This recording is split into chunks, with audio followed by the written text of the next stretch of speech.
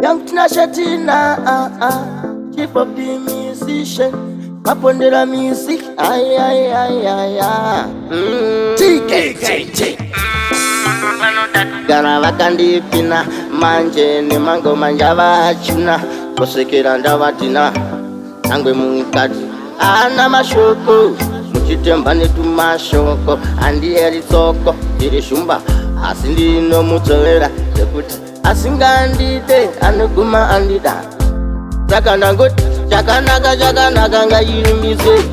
iye mwari uyu ngakutswe ndowaita kuti nemangoma ndikutswe chakanaka ngachirumbiswe iye mwari uyu ngakutswe ndowaita kuti nemangoma ndikutswe chakanaka ngachirumbiswe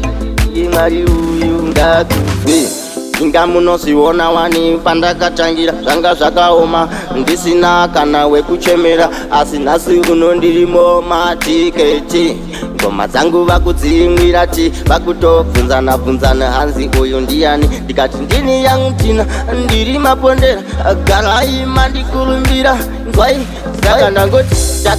chakanaka ngairumbiswe iye mwari uyu ngakutswe ndowaita kuti nemangoma ndikutswe chakanaka ngachirumbiswe iye mwari uyu ngakutswe ndowaita kuti nemangoma ndikutswe chakanaka ngachirumbiswe mwari uyu ngakutswe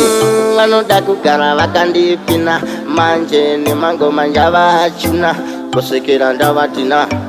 angwe mukati ana mashoko muchitemba netumashoko andiyeri tsoko iri shumba asi ndinomutsovera yekuti asingandide anoguma andida saka ndangoti chakanaka ngairumbiswe iye mwari uyu ngakutswe ndowaita kuti nemangoma ndikutswe chakanaka ngachirumbiswe iye mwari uyu ngakutswe ndowaita kuti nemangoma ndikutswe chakanaka ngachirumbiswe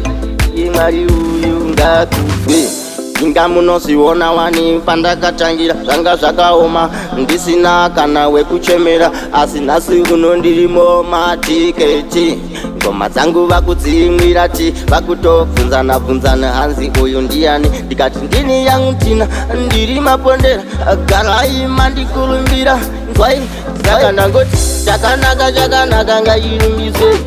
iye mwari uyu ngakutswe ndowaita kuti nemangoma ndikutswe chakanaka ngachirumbiswe iye mwari uyu ngakutswe ndowaita kuti nemangoma ndikutswe chakanaka ngachirumbiswe iye mwari uyu ngakutswe.